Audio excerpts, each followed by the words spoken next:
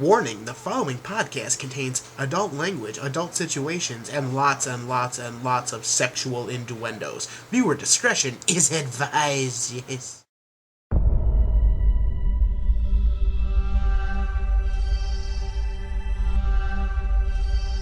They are back. You're listening to GASE Unfiltered with Randy and Luigi. And after 2+ fucking years, we are back. I'm Randy Lee Beasley. And Luigi Bonanno. If my voice sounds different, it's because I've lost 115 pounds. And you can go fuck yourself. He fucking melted. It has been so long, and this is the second time we've recorded a reintroduction, but it's been so long and so many things have changed since that, but we are back, and this is Kountdown to Kakarot. We're mere hours away from getting Dragon Ball Z Kakarot on the PlayStation 4. It's not exclusive to PlayStation 4, but we're getting it on the PlayStation 4, and we're hitting the gym before and the Panda Express. Big time, man. So, I've been waiting for this game for, 2 years now? It was announced in, February 2018? Yes. Right, then it was called Project, I swear to God, it's like called Project Z RPG, something something stupid. I was just like, what the fuck? But then as soon as we started seeing a little bit of it, we were like, this doesn't seem too bad, but it looked very Xenoverse-y at first. Right, and then they're like, fucking, here's cutscenes, and it's called Kakarot, and you could come on your mom. Exactly. And not that part. No. I mean... Unfiltered. Yeah. The game was telling us you can come on your mom. It's a mini game.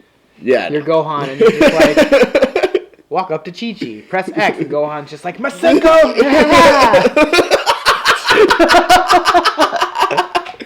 Oh, and then he sits down with his dad, and you just keep hammering the X button to eat fucking noodles. Yes. Oh, my God. Oh, God damn it. But, yes, Did you even say what your name was? Yes, I did. Okay, we did our introduction. Okay, I'm just making sure. I don't even fucking know at this point. God damn it. Like, are you in this reality or in the next? I am in this reality. Okay. Now, drop some fun facts on some things before we get into more Kakarot. Because the majority of this episode is Kakarot. What do you mean fun facts? I don't know if it's fun facts, but you want to talk about something that may or may not so my disappointing thing that just happened, I woke up yesterday morning. He woke up. That's the first thing. Like, when I wake up, I'm like, fuck. Yeah, I was just like, I woke up and I was like, God damn it! And then I open up my phone and the first thing I fucking see is the game that I've been waiting for since 2016. Yep. Since 2016. You mentioned it, so GASE Unfiltered is still GASE, it's a continuation, but he's mentioned it so... It's called GASE Unfiltered now, but he's mentioned it so much on GASE Radio, our past show, like how much he was looking forward to this. Oh, yes. And they push it back another month. Now, okay. At least it's only 1 month and not another fucking 4 years. That's first off. And second off, I'd rather them finish a game that's fully completed than a piece of shit steaming pile of garbage like Kingdom Hearts 3 was. Yeah. I was so excited for that game. I had been anticipating it since the end of Kingdom Hearts 2, and then they handed us this steaming pile of shit of a story, and now they want us to pay like $40 for DLC, right? It's expensive. It's a $30 DLC, and if you want the expansion or whatever, the special deluxe edition, it's $40. And that's fucking ridiculous. No DLC should be that expensive, one. And two, if you were going to bring out a fully fledged solo game, a one-player game, why are you going to fucking give us a piece of a game and then make us pay the same price of that game later on? I mean, it's not like Fortnite, which, by the way, we play Fortnite. It's been 2 years since we recorded a GASE. I am a Fortnite addict. I got the pops, the figures, shirts. I'm a little psycho with it. And I kept saying how I would never step foot back into Fortnite, and it's actually pretty fun now. But they fixed it. But anyway, back to Final Fantasy. Lightsabers, that was fun, the Star Wars event. Oh, so much has happened since we last visited your ear pussies that it's been so long. So many games came out last year in 2019, because it's now 2020. And there's just so much shit and so many games came out, man. Well, I mean, what about Fallen Order? You were looking forward to that one Jedi for a Fallen very Order, long time. It was a fun story. It was a little glitchy in the beginning, but I loved it, dude. Luigi's Mansion 3 came out. It was fucking awesome. Pokemon Sword and Shield came out. I let my buddy Justin play my Shield. Me and my kid played Sword. It was awesome. There were so many fucking games, dude. What else? How many times am I going to say that? I'm getting annoyed with myself. What else was there? I got the Ghostbusters remastered on the Xbox One. It was a good year for games, man. Like fucking Days Gone was good. Red Dead Redemption 2 was good.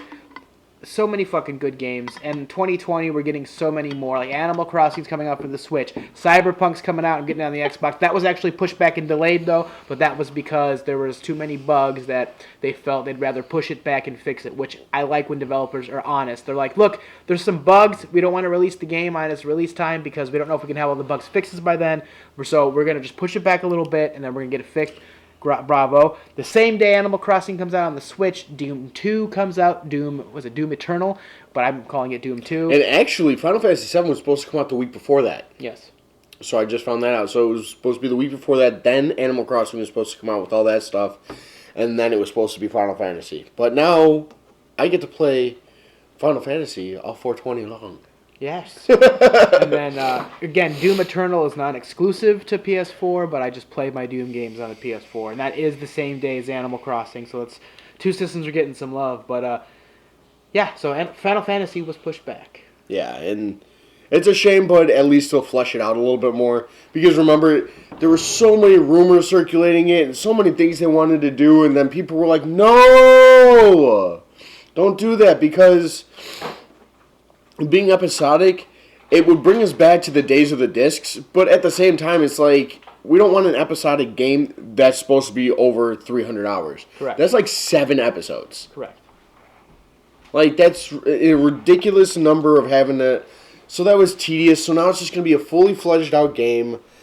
I'm getting the deluxe edition. Did you see that steelbook art? It is beautiful. Now, is there actually a steelbook for the deluxe edition? Yes, there is. There 100% is, because I looked it up. I will even bring it up right now while you're discussing. A quick story. Okay, so yesterday we were talking about, today is Thursday, the day Kakarot comes out early, so that's why it's Countdown to Kakarot. And yesterday he's like, we were playing Fortnite, and he's like, yeah, dude, I got the Ultimate Edition. It's only $30 more. I got the steelbook, and like, I'm a big fan of Dragon Ball. It's my favorite anime, but I'm like, games, the last time I spent a lot of money on a game was for Doom 1, the remake, or whatever, the reboot on the PlayStation. And I got all this shit, and that just sat there, and I ended up giving it away. So I'm like, I don't want to get it. But then I'm like, well, fuck, if the steelbook was only $30 more, it looks really cool. It's like Roshi's, like, Goku's gi from fucking Roshi. Yeah, it's the symbol that's on his gi from Roshi. From Roshi's teaching, Turtle Hermit School. Is it that one, or is it from King Kai? I don't even fucking know. I think it was King Kai, because that was the next teacher that he had. So anyway, doesn't matter. It's orange. It was really cool. And then I'm like, oh, that's awesome. And then I remembered, because being the employee that I was, I'm like, I remember there being 3 versions. There was like I bought the game and the DLC separately, because I used the employee discount. And then there's the fucking, the ultimate version that comes with like a fig pin and all the DLC shit and the season pass.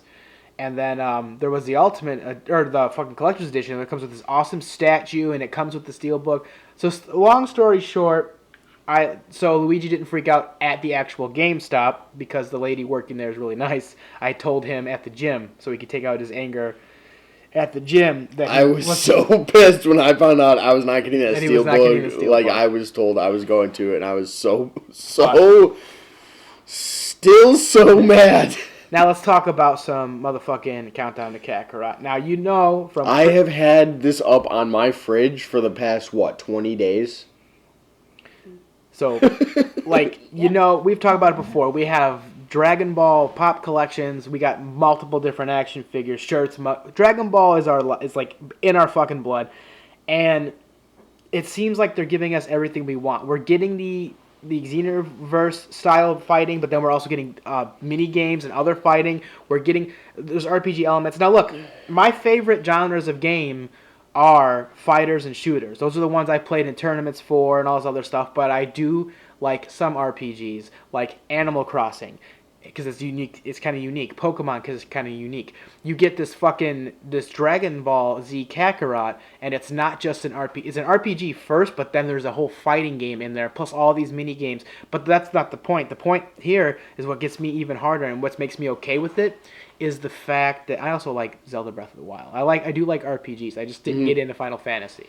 But anyway, what got me pumped was the fact that Akira Toriyama created additional even some things are just extra sentences to clarify things. Some things are actual scenes to not only flesh out the story. Right. It fills in gaps. It corrects any errors, and I just can't wait for that. There's even some parts of the game where if you go to the fucking Master Roshi's Island, you have to be a specific. You either have to be Gohan or Piccolo to unlock different side quests. You can't do everything as Goku. You have to make sure when you get to play as a different character that you go everywhere, because there's only missions that GASE Radio. Forgive me.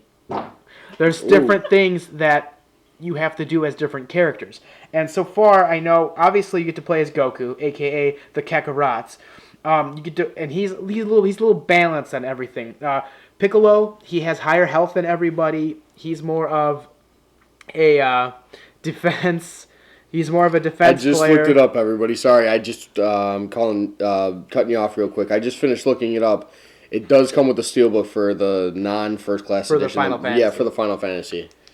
But go on. All right, so he looked that up finally. But yeah, so when you play as Goku, he's balanced, and as you level up, you unlock new skills and everything. And I like those elements in RPG. Well, you have to put in the work. Well, the whole thing I'm loving is that it almost brings you back to Budokai 3, where you had to level up your character. This game, in my opinion, it's going to be a mix of Budokai and the Legacy of Goku trilogy. Because that was one of my favorite RPGs. I forgot to write, I also forgot, besides fighting and shooters, I love survival horrors, and I like third-person things like Fortnite, Resident Evil. But Legacy of Goku trilogy, Legacy of Goku 1 and 2, and Boo's Fury, those were some of my favorite games ever. Mm-hmm. So this, to me, is a little bit of Xenoverse, a little bit of the old Budokai games, and it has that giant world feel, if you will, of the Legacy of Goku games. But even though they didn't have an open world in that, not really, it felt like it, but it's all this in one. But yeah, so Goku's balanced. Piccolo, he has higher health and he's more defense-based. Vegeta's more Kai-based. And Gohan, when you get to play as Gohan, he's more burst attack-based. And Trunks, they didn't really reveal too much on, but we do know we're going to be playing as him. I'm guessing that he's going to be fleshed out between attack and... right, and the sword. Burst. Right. But I hope it's not just. I'm gonna cry, dude. When we start that thing future Gohan. I didn't even look at the beginning because that trailer hit with the opening sequence. I said I want to open that game up, put it in, and I want to watch it and cry. I don't want to see it beforehand. Nothing. I just want to enjoy this game. I hope the first time we get to play as Trunks is in the future when. They don't have to give us everything. I just want it to be... I know what you're talking about. I just want it to be Trunks... You want the history of Trunks added in, and you want I want the Bardock. history of Trunks, but I'm not even worried about... I don't want everything. I don't want future Gohan before he loses his arm. We don't know how this starts. What if it starts with Bardock? I don't know. But all I know is... I have a theory. But all I know is I want it to be... When you first play as Trunks, I don't want everything. I want it to be him waking up after future Gohan knocked him out and Gohan's already dead, and it's you finding Gohan's dead body. And I hope some of the extra shit we get to do with that is bury Gohan. Well, actually, that entire sequence, Android 17 and or 18 knocked him the fuck out. And Gohan saved him. So he actually woke up in the rubble. No. Gohan. I'm talking about, this is after Gohan already lost his arm. Gohan, they're ready to fight the androids. Gohan knocks out Trunks because he wants to go alone. And that's when the androids 17, 18 kill future Gohan. Oh, yes. And that's when Trunks wakes up and it starts to rain. He goes down there and he's like, Gohan! And he finds him and he cries and he turns Super Saiyan. I'm like, kick it so fucking hard! Yes. Sorry. Well, at least have that be a cutscene. If you're not going to let us play the future Trunks part, that's fine. Just at least have it be a cutscene so we know why he's doing this. Right. So I'm so pumped. Now, because I didn't like that in the anime, that was kind of... I liked that it was a special, but I didn't like that they didn't air that before they aired that part where Trunks just showed up. So there's this guy that showed up out of nowhere and is like, I'm from the future. I have a sword. Where's Goku? I need to test your power. What? Right. What the fuck is going on right now? He made fucking sushi out of Frieza, and I was just like, fuck, bro. Right, that was amazing, but the point is that it was just like this guy comes out of nowhere, and you're like, who the fuck are you? Why are you here? And then slowly but surely you start piecing it together, but it took you like 25 episodes, 30 episodes to finally figure out who exactly this guy is. Right. Now, here's my theory for how it opens. I either want Bardock or at least like a little mini thing where you get to play as him briefly, maybe. It's like a surprise, because they said there's lots of surprises we don't even know about. I'm so excited, dude. Hope it either opens up before Goku takes baby Gohan to Master Roshi's house, and you get to do a little bit of shit we didn't see before, or I hope it opens at the end, how like Budokai 1 like opened up, where it showed Goku fighting Piccolo in the tournament in a brief cutscene. I hope that would be pretty. That'd be a good opening, like Goku fighting Piccolo, and that's a good tutorial to fucking get you the fighting down and shit. Right, like just a brief. Well, I mean, it is Dragon Ball though, technically speaking, so they might not do that. The tutorial might wind up being Raditz. Either way, yeah, I'm happy we get Saiyan through the Buu, dude. Me too, dude. All the way, because the last time we had that was fucking Budokai 3. Or no, Budokai Tenkaichi. Was when we had like a full-fledged out story. But, you know, Tenkaichi still had its faults too. What I'm really hoping is that it's not going to be like, oh, you have to go out of your way and search for creatures or monsters or people to fight. That it's just kind of one of those things where it's like you're flying around and then, oh shit, there's a group of bad guys over there, and then you can fucking go fight them. What I've read is certain side quests and stuff, they do start by you talking to familiar characters from the show. Right, but I'm just saying, like, instead of it always being like, oh, you got to go to a side quest and now you're going to go fight some people, just like randomly finding people to fight in the world. That would be cool. We don't know yet. We don't. I mean, we don't, because I haven't looked into the game more than... Right, and they've shown us some fighting, and like I've seen... Because I always have to watch a little bit of it. A little bit of gameplay, right, because I'm like... I can't tell you... Like Cyberpunk. Like, I liked the trailer, but I'm like, and then I saw some gameplay, and I'm like, okay, I'm in. Right, and that's just like... I can't tell you how many times I've like been like, ooh, that's like a very... Like, that's one of my favorite animes. And I buy the game for it, and then I'm like, this is not fun at all. Like, this isn't what I thought it was going to be or whatever. So I had to watch a little bit of gameplay, and it shows you fighting people, but it doesn't show how you got there. So it doesn't show, like, if you went and talked to somebody for a side quest, or if you just randomly found them out in the middle of nowhere. You have no idea. But I'm liking that they've got the fishing. This feels like it's going to be a smash-up of Xenoverse and Final Fantasy 15. You didn't get to play Final Fantasy 15, but it was an open world environment in which you got to explore and do all kinds of shit. You were able to fish, you were able to eat food. I'm excited about that kind of shit. Right, and that's... And the fact that it's Dragon Ball is what... And it's a Dragon Ball game that I'm not going to have ruined for me. So, like, I'm pumped. By the way, not that I'm going to... Whatever, but, like, not only did I lose 110 pounds and put on muscle and all this other shit, the Shears 2 is currently... almost done filming. A couple episodes are already in post-production. Me and Luigi are returning from Season 1 of The Shears, which is actually Season 4 of Mental State. Give you a brief update for Pepper Scar. That's coming along nicely. We're working on Tacos 2. We're working on a bunch of different shit. There will be a lot more indie films in the next couple of years than the past two. And at the time of this recording, I am currently dating someone. So things are looking good now. And... Well, you went from being married to not being married anymore to needing to find yourself for a couple of years, and now we are where we are. Yep, and I still hate dog kennels. Me too. Anyway, so this is our reintroduction. We're talking about Kakarot. We're talking about other games. There's so much. We've missed so much, like Star Wars. The new Rise of Skywalker came out, and that was mixed. I liked most parts, some parts I didn't like, but But at this point now, we're going to be caught back up with pulp culture. We're not doing sections anymore. It's unfiltered. I'm not bleeping anything unless it's really, really, really bad, like kicked off of YouTube or people hate us bad. But we don't ever say anything like that anyway, so it doesn't matter. Right. But, most of the time, we just add in the fart noises just for comic. Yeah, that was all that was. Like a lot of the shit from when GASE Radio was bleeped. was it just like words that weren't even swears, and we were just putting in fart sounds. I know, and then I'm like, dude, I didn't say anything there, and he's like, I know. But yeah, so it's unfiltered. There's no section. We're gonna talk about what we want to talk about, and like the only other thing I have for this nice, sweet, quick Countdown to Kakarot episode is the finale to Crisis on Infinite Earths. Man, I don't even want to listen to this right now because plug your ears real quick. Yeah, because.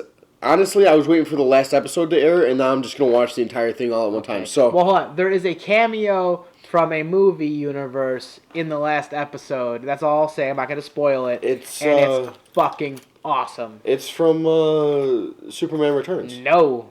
Oh, okay. Yeah, no, there's a cameo from a newer DC movie in the last episode, the finale of Crisis on Infinite Earths, the CW show, and it's pretty awesome. That's all I'm going to say. But yeah, I think that was like a nice 20, 30-minute little episode. You can unplug your ears now. You're good.